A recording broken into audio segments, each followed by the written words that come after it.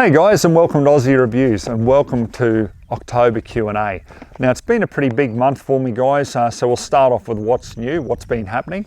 Obviously I was able to do the Beretta BRX1 rifle review. Now that's been pretty popular because little did I realise at the time I was the first one in the world to do a full review of it, so obviously it was fairly popular. We've had almost 50,000 views in just on 2 weeks, so yeah, pretty impressive. If you haven't seen the review, check it out and have a look at that. Unfortunately as well, I also had a friend of mine commit suicide in the month of October, so you know that wasn't obviously very pretty, and when you leave behind a partner and children, it's even more devastational. So I did a video about you know, suicide awareness and stuff like that, so yeah, hopefully to create just that little bit more awareness with it. If you haven't had a look at that video, please check it out and have a look. Also too guys, I've been asked questions about gun bags. Now people are asking about, am I going to get any more shotgun bags in? At this stage guys, no, I'm not. Prior to Christmas there's no way I can get more bags in, so what I've got left in stock at the moment is all I've got, okay? I've got some pistol bags there. We've got the Ozzie Reviews M4 gun bag, so you know, if you've got the pistol grip you know, rifles like the Ticker A1 TAC, you can actually fold the stock and that will fit into the M4 gun bag. Obviously if you've got an AR-15 or any of the straight pulls, they'll fit perfectly as well, and also a lot of your pistol grip shotguns and everything will fit into that bag quite well. So you know, have a look at them. I've got, I think, about 40 of them left in stock. That's it. As for the Generation 2 Ozzie Reviews rifle bags, I've only got about 20, I think, of them, or maybe less now. I'm just trying to think guys. Yeah, I actually think I've got less, so you know, once they're gone, that's it. So I won't be restocking until sometime in the new year, probably maybe about March or something like that. So if you do want to get yourself, you know, a Christmas gift for you know, someone, please jump onto our web store, ozziereviews.com/shop, and then you'll be able to have a look at our merch. Obviously I've got caps still in stock. We've got the Ozzie Reviews multicam Velcro patches as well, so you know, check those out guys. They've been very popular and I've got heaps of them in stock because I absolutely bought massive amounts of bulk for that, so that I didn't have to be doing reorder after reorder. So yeah, check them out. Also too, now I'm hoping it's going to be this month because I'm keeping in touch with the manufacturer who's reached out to me about this, and they've got a Australian made product coming to market hopefully this month that will appeal to thousands and thousands of Australian shooters. So you know, keep an eye out. I can't give away anything more than that because you know, that's the thing. A lot of the manufacturers, when they reach out, they might have something under development that they just don't want released as yet until the product is ready, but they give me a heads up. So yeah, keep an eye out guys. We've got some exciting stuff coming up. I'm just hoping the weather holds off enough just to do this Q&A video, because we've just had rain almost daily, which is fantastic because I mean, look around, everything's green and beautiful around on the farm, so you know, it's been quite good. But anyhow guys, that's what's new. Keep an eye out for the new stuff. So we'll jump into the questions for this month. So the first one I got here is from Danny, and he says, hi Ozzie, I'm just wondering if there are any key fundamentals you could share about shooting for getting the best groups.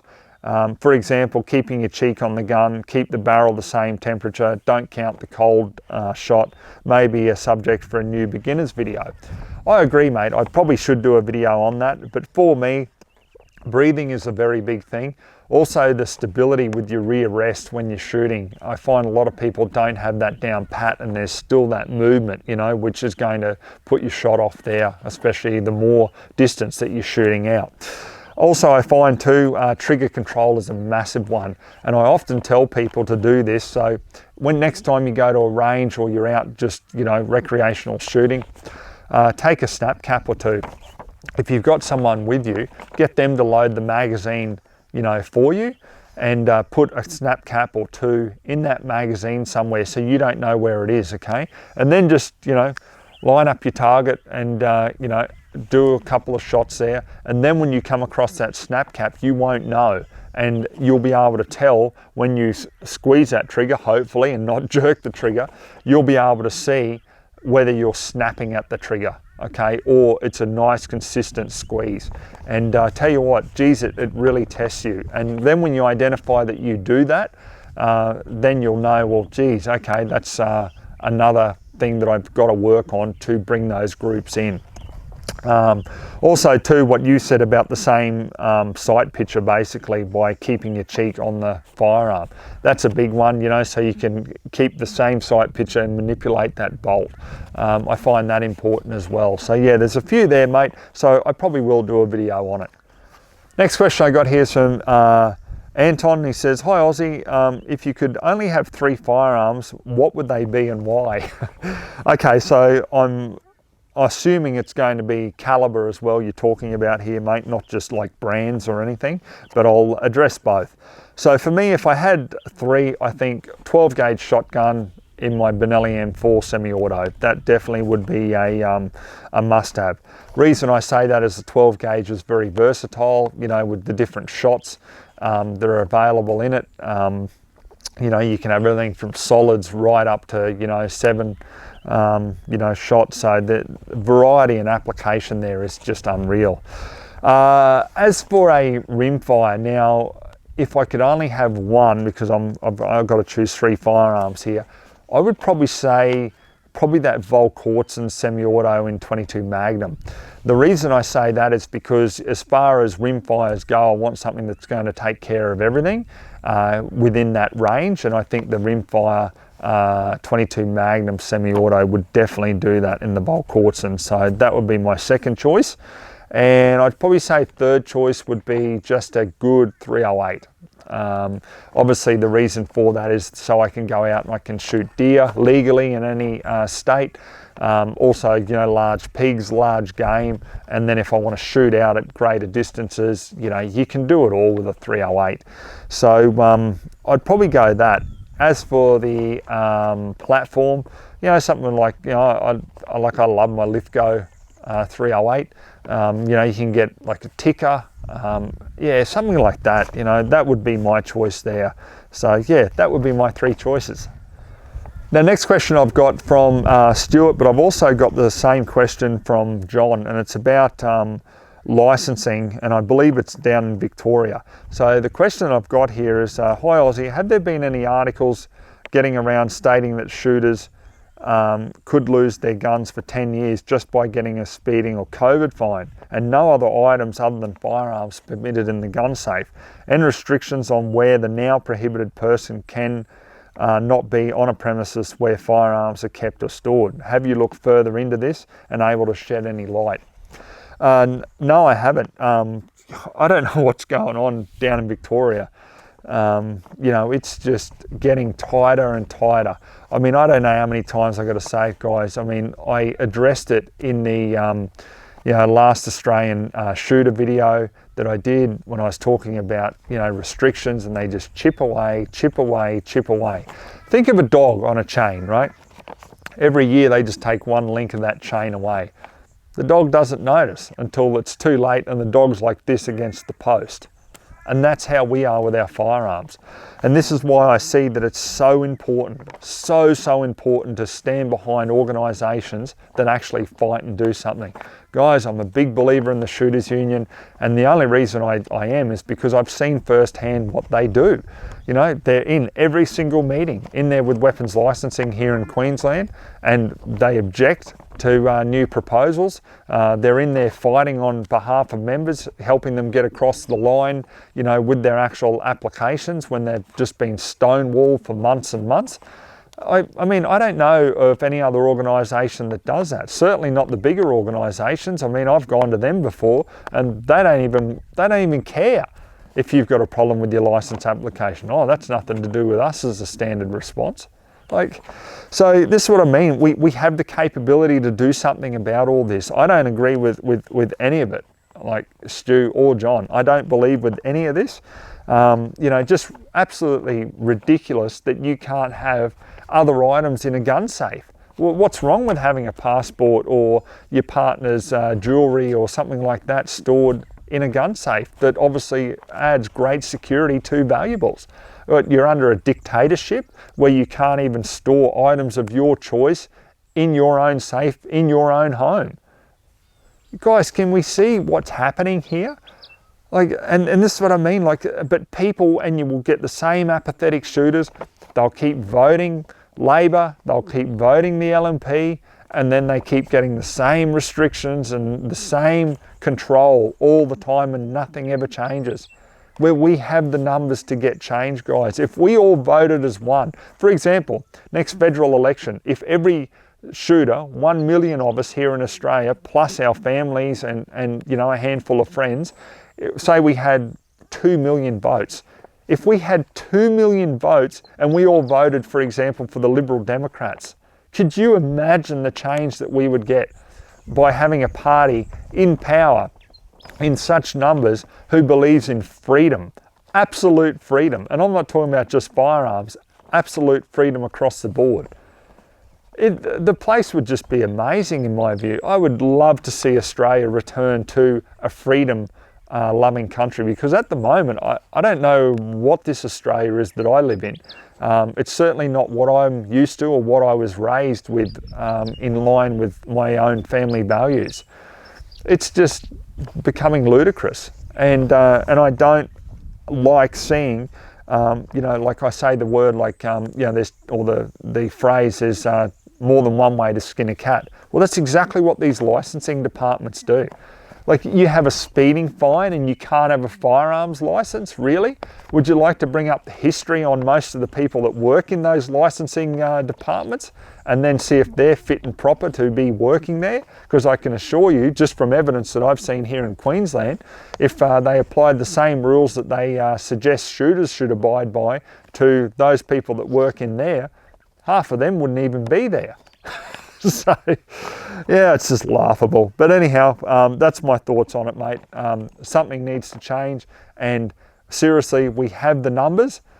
All we'd have to do as well, you imagine like expanding the Shooters Union into every state, which they're trying to do on their budget that they've got. But could you imagine if every one of us just said, okay, we're actually going to dig deep and we're going to give the Shooters Union a $100 donation? Could you imagine what they could do with that money?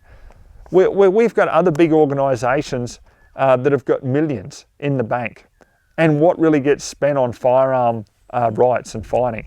Every time I speak to Graham Park, the president of the Shooters Union, he gives me a rundown, just in general conversation, of how busy like he's been with meetings and proposals and what's going on.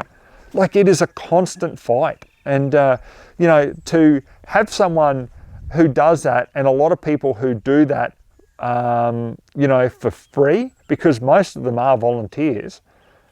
Like, guys, it's going to get to the stage where they just go, you know what, we've had enough, like it's impacting too much on our family time and all the rest of it. And they'll probably like just go, yeah, I've had enough. I've got to hand over the reins to someone else here.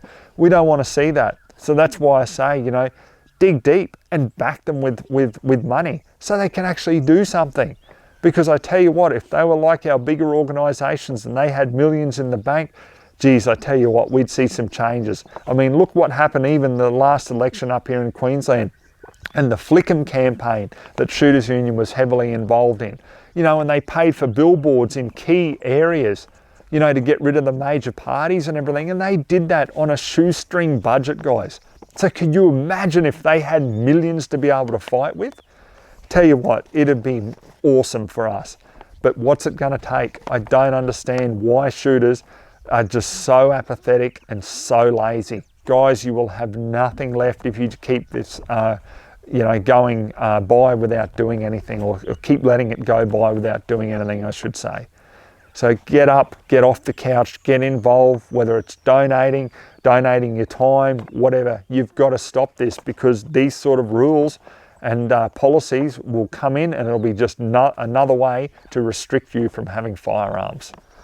Next question I got here is from John. He says, "G'day Ozzie, hope you're doing great. I don't know whether you can address this concern, but could you let us know what your thoughts are on the COVID jab when it comes to applying for a license or renewing one? What implications do you see for those who have not had it and do not want to have it?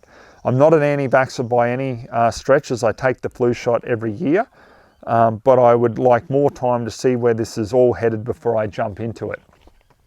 I guess you might say I'd like to make an educated decision on what's injected into my body. I feel that the governments will deem those who haven't had the shot unfit to own firearms, even though I've been a law-abiding firearms owner for well over 25 years now. I agree completely, John. I don't agree in forced vaccinations. I think that's absolutely ludicrous, especially when there is credible evidence of people dying from the vaccination. Is it huge amounts that some people claim? I don't think it's huge amounts, because when you look at the amount of people who have been vaccinated to the amount of people who have died from the vaccination, I don't see a massive amount there. Like, it's not like 20% of people are dying. You know, it might end up being 2%, 5%. I don't know the exact number, but I know that it's not as great as what a lot of people, you know, are certainly putting out there. I've got numerous friends who have had the vaccination, and they've all been fine. Me personally, I don't want it. I would prefer my natural immune system to be able to fight COVID. What I don't agree with is you know, the forced vaccinations from the government and them hiding behind the vaccinations to what I believe, in my view, is enforce another agenda. Now, people are being segregated like no tomorrow over this. If you just replace the word unvaccinated with the word Jew, and then have a look back at World War II and have a look at the similarities with how people are being treated. You've got people who are dobbing people in who are unvaccinated. You've got families who won't even speak to other family members who haven't been vaccinated. Like, to me, it is just absolutely ludicrous. I don't care if someone wants to be vaccinated. That's their choice, and it should be their choice. I don't care if someone wants to, you know, not have it. Like, I'd treat them exactly the same. What has changed? I mean, you know, people are looking at people even who walk along without a mask like they have leprosy or something. I just find it absolutely ridiculous. And as I said, mate, I believe that, you know, the government is fulfilling another agenda. That's my personal view on it, and hiding behind this as just the perfect excuse to enforce that other agenda. As for the licensing, John, honestly, I'm surprised they haven't done it sooner. I believe that they will say, well, you're not a fit and proper person. I mean, if they're going down this ridiculous route here in Queensland where they've, you know, started, you know, what's the word, discriminating against people who have had cancer as not a fit and proper person, you know, to have a firearms license. What's to stop them from saying, well, you're not fit and proper by having a COVID jab? Just another piece of the cake gone, mate. That's all I can say. And the sooner we all start fighting this, the better. And when I say fighting it, start backing people like the Shooters Union. I know I keep going on and on about it, but I don't know anyone else who's doing anywhere near the job that they're doing. And that's why I put my money behind them to continue fighting and continue expanding in other states' territories. For those of you who don't have a Shooters Union in your area, or they might not be that strong, well, get involved. We all know different people who are so passionate about gun rights. Get in touch with them, put them in touch with the Shooters Union, make the connection there, and let's get people established in every state and territory who will go to the firearms registries meetings regularly, sit there and fight this stuff, oppose it, and actually have a voice and be able to let people know what's going on. And the biggest thing is we've all got to vote as one, as shooters, and we've got to stop this stuff from happening, because it's just going to keep going on and on and on till we have nothing left. Next question I got here is from Mark, and he says, "Hi Ozzie, hope you're doing well. I've watched your videos on how to shoot in a new rifle and clean a bolt action rifle. They were great. Thanks very much for doing them. I just picked up a Warwick WFA1 and realised that you cannot get a cleaning rod from the rear to the front without taking it apart. How do you go about shooting in and cleaning a rifle like this where you do not have easy access to the back of the barrel?" Well, mate, it's based around the AR-15 platform. So in other words, it's meant to break open, the upper and lower, and you take that bolt out, and then you just simply put your cleaning rod through. That's what it's designed to do. And honestly, mate, it doesn't take that long. It is very, very easy to do. And the more you do it, the more you'll get the more you do it, the easier it will become, because you'll be even more familiar with it. So just continue on with that. As for breaking in the barrel, look, a lot of people argue either way, but I just follow the steps that I did in my video on breaking in a centerfire barrel, and I've had zero problems, so I just stick to that. Next question I got here is from Ray, and he says, hi Ozzie, I have a Cat H license and I've thought about getting an A and B license. In your opinion, which 22 rifle would be a good rifle to start off with?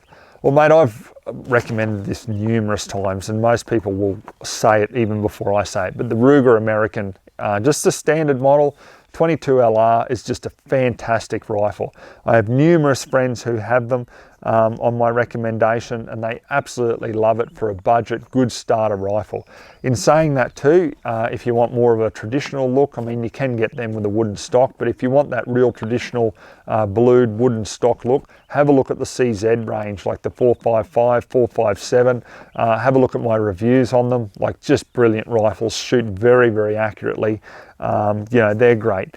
It depends on how much money you want to spend, Ray. Like if you want to go right up, you can go into the Anschutz territory, but have a look at my beginner video on choosing the correct rimfire rifle, scope and ammunition, like, because that'll really give you a good heads up on where to start. Okay, next question I got here is from Chiller, and he says, hi Ozzie, I know this is pretty obvious, but should gun clubs and insurance be mandatory? I would like to hear your thoughts about this. I just want to know if there are some pros and cons that we might not know. I'm pretty much dead set against mandatory club membership. I don't see the point. You know, if you're a law-abiding person and you want to obtain a firearm, why do you need to be a member of a club? I mean, I know there's the other option. If you've got recreational land to shoot on, then you don't have to be a member of a club. But my view on it is, why does a club membership have to even come into it? I see that as a system that is subject, I guess, to bribery. And why I say that is because let's look at 1996, for example, when they're trying to pass, you know, huge changes to the gun laws. But one of those changes is, oh, we'll make everyone have mandatory club memberships. Well, to me, that's a form of bribery, because that bribes big clubs into going, oh, okay, and just agreeing to everything, because then in return they get millions and millions of dollars in revenue. So, you know, unfortunately, where you bring a lot of money into things, in my previous experience, that also opens up the realms of problems with bribery and corruption. So, yeah, I don't like the idea of it. Based on that fact alone. For example, look at a lot of the pistol clubs. Every time there's something raised about recreational shooting with a pistol, they're dead set against it. They do everything to disagree with it. They'll form in line with the view of the different firearms branches that, yep, no, it shouldn't be allowed and all the rest of it. Why not? Well, I'll tell you why not, because they'd lose millions of dollars in revenue, wouldn't they, if people didn't have to be a club member to have a pistol. So, yeah, that's my view on it. That's my own personal take on it. Whether people agree with that or not, that's their choice, but that's how I see that. As for insurance, I do find that a different requirement. I believe that it's common sense for people to have insurance. If you don't want to have it as you know, like for yourself, I don't think that, you know, it has to be mandatory. But I know myself as a property owner, like if I've got even friends coming out here, unless they've got that insurance, I don't want them shooting here, because I don't want them in a position where, for example, they knock over a prize bull and then all of a sudden I'm down 20 grand or something like that. You know, I want them to have the cover to be able to pay for that should an accident occur. So I believe heavily that, you know, insurance is a good idea. If they don't want to have it, that's fine. But yeah, I personally don't let anyone come here and shoot unless they've got insurance. Now the next question you got here is, Do you think everyone has to go to a psychologist for a mental health check for a certificate and report as a requirement for a license? Or is that just going to be unnecessary, or will it make the licensing process frustrating and longer, or will it just stop people from low economic backgrounds from obtaining a license? Okay, excuse me. I find that is not necessary whatsoever. And why I say that is because on the license application now, mate, we've got the question, have you ever, been to a psychiatrist or psychologist? So it's clearly there, and then you'll have to provide evidence and details of that. So I don't see the reason to then have to go to a psychologist to get a clearance. It'd be very much the same as, do you have to go to a psychologist to get a clearance to get other licenses? I don't really see that as a requirement, because look at it from the point of view of a firearms license application. Now, if you had to go to a psychologist to get a clearance to suggest that you're of sound mind to have a firearm, well, isn't that evident in your history that would be conducted on a background check with you? So, for example, if you had a tendency of violence, well, there's probably a good chance you've come to police attention somewhere, and it'll be on their computer when they do a background check. So in other words, you wouldn't be suitable to have a firearms license because that's your general character and your behaviour that you've displayed previously. So why do you need to go to a psychologist to try to deem whether you're a fit and proper person? I just see that as unnecessary red tape. There's enough restrictions on licensed shooters now. If anything, the restrictions should be eased in my view. Next question I got here is from Richard, and he says, hi Ozzie, I was given a box of PPU ammo in 7mm Remington Magnum, and I've been told it can be harder to chamber in Seiko and Tikka rifles due to the stricter tolerances. What's your thoughts on the ammo? Well, Rich, I believe that it's the rebranded or relabeled Highland ammo. So, there's a lot of people who swore by that ammo as a great budget ammo. Then there's other people who had no success with it as well. It's like any ammo, really. However, my thoughts on it are the factory ammo has to be made to SAMI specs, obviously. So as for not, chambering in some rifles, yeah, possibly it could be a little bit tighter there, but my advice would be just simply use it, see how it goes in your rifle, and if it shoots well, then stick to it, because what a great budget option that it really is compared to some of the higher end brands. All right, guys, that concludes this month's Q&A. Thank you very much for all your questions there. We've had quite a few this month. If you do want to become a part of this, please, guys, you have to be a supporter on Patreon, which you can do for as little as $1 a month. $1 a month, you get my individual help in return, and you don't have to even worry about submitting questions for the Q&A. You can just message me privately or whatever. More than happy to help you out. So thanks again, and we'll catch you on the next review.